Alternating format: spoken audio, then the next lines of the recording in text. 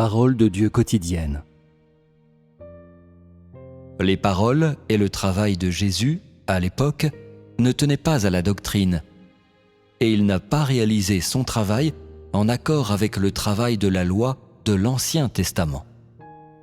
Il était en accord avec le travail qui devait être fait à l'ère de la grâce.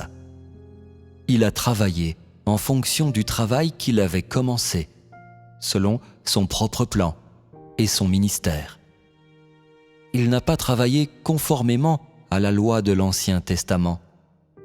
Rien de ce qu'il a fait n'était selon la loi de l'Ancien Testament, et il n'était pas venu travailler pour accomplir les paroles des prophètes.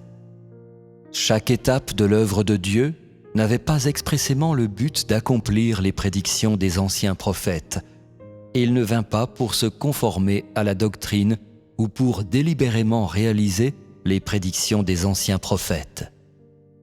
Et pourtant, ces actions n'ont pas perturbé les prédictions des anciens prophètes, pas plus qu'elles n'ont dérangé le travail qu'il avait fait auparavant. Le point saillant de son travail n'était pas de respecter la doctrine, mais de faire le travail qu'il devait faire lui-même.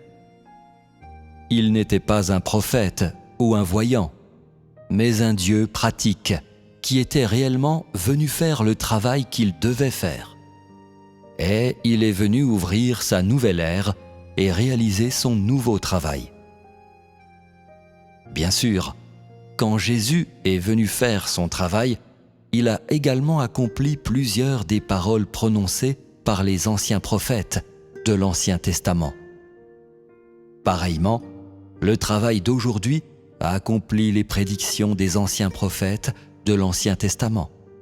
Tout simplement, je n'affiche pas ce vieil almanach jauni, c'est tout.